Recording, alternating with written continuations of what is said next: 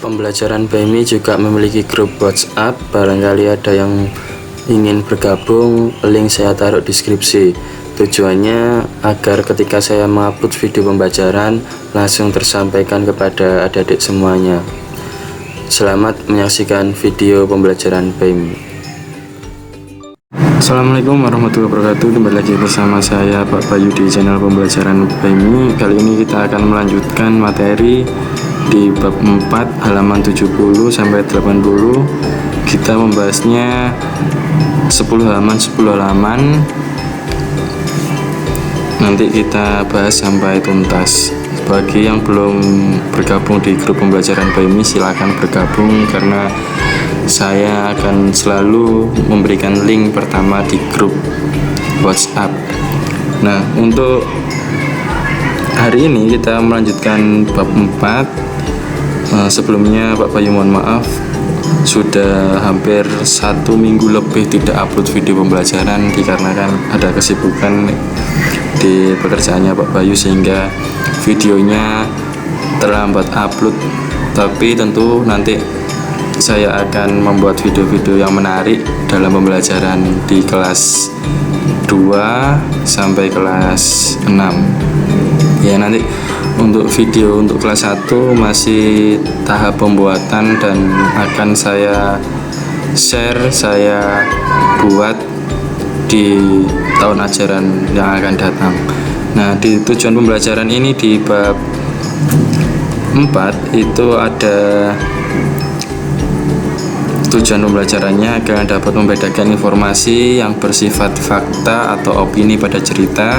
Yang kedua, kalian belajar menulis kalimat berisi informasi dengan menggunakan kata kunci sesuai dengan topik. Yang ketiga, kalian dapat menunggu giliran bicara, menanggapi komentar teman, dan bertanya ketika berdiskusi. Nah, ini ada 3 tujuan pembelajaran di bab ini di halaman 70 sampai 80. Kita langsung saja di topik pembahasan pembelajaran agar videonya singkat, padat, dan jelas. Nah, siap-siap belajar. Apa panggilan untuk orang tua kalian? Apakah keluarga kalian memiliki perayaan atau kebiasaan yang khas? Coba perhatikan gambar sampul di buku Noken Kebanggaan Kami. Nah, cerita ini dari buku Noken Kebanggaan Kami karya Maharani Aulia. Menurut kalian di mana tokoh cerita tinggal? Nah, di sampul buku Noken Kebanggaan Kami ini tempat tokohnya ini di daerah pedalaman ya, di hutan kayak di Papua tempat tinggalnya. Nah, ini ada cerita yang tadi buku berjudul Noken Kebanggaan Kami. Ini ceritanya Noken kuning ini sudah dipakai Alex selama 2 tahun. Alex ingin punya tas punggung seperti milik Tito. Nah, tas punggungnya milik Tito ini. Mereka sekolah di SD Negeri 216 ya. Kemudian cerita selanjutnya, Noken tidak rusak atau kekecilan. Alex hanya malu karena Nokennya sudah usang. Nah, Alex ini malu karena tasnya itu sudah usang. Tapi Tito memiliki tas baru ya, tas punggung. Kemudian di slide selanjutnya ada bapak bercerita bahwa Noken Alex adalah buatan mendiang nenek. Noken dibuat dari kulit pohon genemo ya. Mama pernah bilang Noken tidak mudah rusak, jadi lebih baik memakai Noken untuk sekolah. Mama berjanji untuk membuatkan Noken yang baru. Seperti apa Noken buatan Mama? Nah, ini ada bahas kata dibuat adalah kata kerja pasif, di tambahan terus katanya buat. Kemudian Bapak mencari kayu. Bapak menyiapkan lembaran kulit kayu, kemudian Mama mengeringkan kulit kayu di depan rumah. Setelah itu Mama mengurai serat kayu menjadi benang.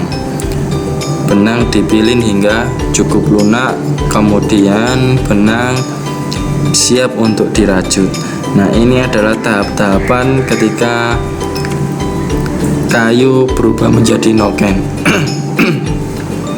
Nah, ada bahas kata dipilin dan dirajut adalah kata kerja pasif dipilin dan dirajut. Kata di ini misa ya, plus dipilin terus di plus rajut. Nah, seperti itu. Nah, ini nanti ada pembahasannya tentang tata cara pembuatan noken ya. Kemudian di slide selanjutnya, Alex menunggu dengan sabar hingga nokennya jadi, dan Alex bangga karena nokennya baru dan dipakai untuk sekolah. Kita masuk di slide selanjutnya tentang membahas bahasa ya. Menunggu dan memakai adalah kata kerja aktif. Itu tambahan, terus kata kerja aktifnya tunggu. Juga kata tambahan, terus plusnya itu yaitu pakai atau kata kerja aktifnya pakai. Temukan kata-kata berikut ini dalam cerita tebak artinya dengan bantuan gambar. Yang pertama, mengurai. Mengurai itu sama dengan melepas ya, agar terbuka. Dipilin ini yaitu dibuatkan untuk menjadi tali ya. Nah, dirajut ini supaya bagus. Bagi ada yang tahu artinya yang lain, ini kan temukan kata-kata berikut dalam cerita, tebaklah. Ini karena menebak, atau adik-adik punya pembahasan baru atau arti baru, boleh di share di komentar, nanti saya kasih pin agar teman-teman yang melihat video ini bisa mudah memahami dan mengerti artinya ya. Mengurai, dipilin dan dirajut. Nah, di sini ada kosakata baru, ada noken, usang, mendiang. Kalau noken tadi tas yang terbuat dari kayu, yang usang itu adalah sudah lama bahkan bisa jadi rusak. Kalau mendiang itu orang yang meninggal atau orang yang mati ya. Kita cocokkan di ketiga penggunaan kosakata. Yang pertama, sepulang dari Papua, Tante Tuti membawakan sebuah kata yang tepat yaitu noken ya, membawakan sebuah noken. Terus yang kedua, Budi memakai sepatu yang sama setiap hari sehingga sepatunya tampak usang. Bisa diartikan rusak juga bisa ya.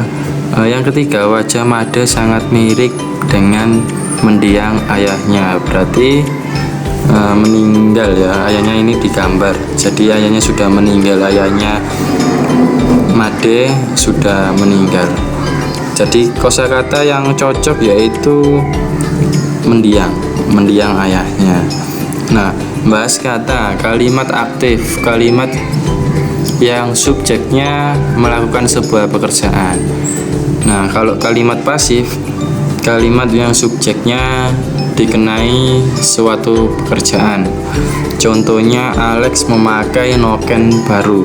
Alex itu adalah subjek, memakai itu predikat kata kerja aktif, memiliki awalan me ya. Berarti kata kerja aktifnya itu pakai ya, memakai, awalannya me, kemudian objeknya noken baru. Kemudian kalimat pasif yaitu kalimat yang subjeknya dikenai atau suatu pekerjaan. Contohnya, noken baru dipakai Alex.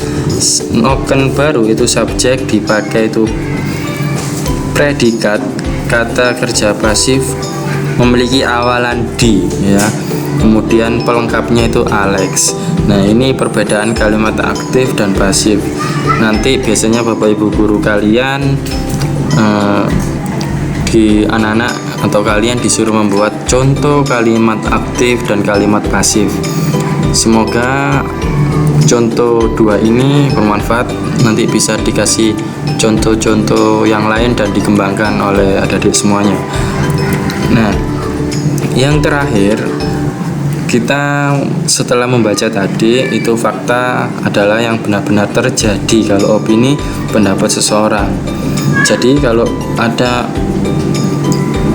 teman-teman kalian membaca tentang fakta atau melihat suatu kejadian, itu biasanya fakta. Kalau saya dengar ada anak yang ini kan belum ada kondisi realnya, jadinya itu bisa menjadikan sebuah opini. Kemudian ini ada tabel yang memiliki 2 jawaban opini atau fakta dicentang ya. Contoh di kalimat pertama, menurut Alek, noken buatan mama bagus sekali. Nah, ini fakta atau opini di bacaan tadi.